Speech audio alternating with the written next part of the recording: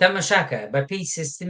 سیستمی ئیدارەی بورژوایی لە نێو ئەمریکایە لە هەر وڵاتێکی ترە ئەوەی دەسەڵات بەدەستەوەگرێ جەماعەتەکەی تر پێیان خۆش بێ پێیان خۆش نەبێ ئەو نوێنەری تەبەقەی حاکیمە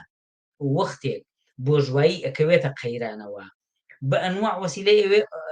خۆی دەرباز بکە بەڵام تەمەشای لێکەوتەکانی ئەم سیاسەتەکە کە ئەو بۆیە ئەوانیش هاوەریان بە جۆری لەبەرزەوت سەیری لێکەوتەکانی کە هەر ئێستا تەمەشای لێکەوتەکانی کە باشە طبعاً چین وەکو هیچێک لە منافسە هەرە گەورەکانی لەباری ئابووریەوە دیارە طبعاً لە ساڵ 45 ئەو سێکتەرانەی بەرهەمێنەرن لە ئەمریکا لە سەدا 45 بەرهەمەکانیان پشتیان بەستووە بە بەرهەمی هاوردەکراو لە وڵاتانی ترەوە وەختێک ئەمانە ئەم سیاسەتی بادگیریە چێتە پێشەوە ئەمە بەشێکی ڕاوەستانی تێکەوێت کە ڕاوەستانی تێکوێت چەندین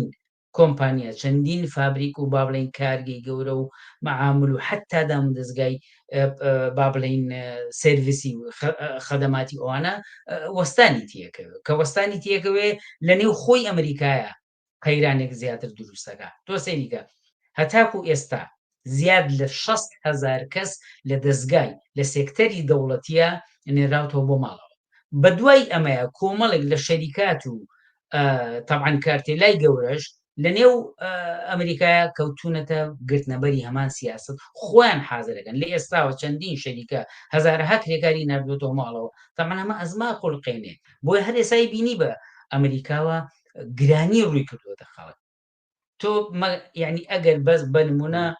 یعنی بنمونە بەرهەمێکی دانەوێڵەیی بێنیتەوە پێشەوە ینی وەکو نمونەیەک دیارەی هێنمەوە لە ئەمریکایە ئەگەر احتیمان نەکاتە سەرەوەی لە وڵاتانی ترەوە بێنێ لە ناوخۆیە ئەبێ نرخەکەی بەرزکاتەوە نرخەکەی بەرزکاتەوە ئەبێ نرخی نان و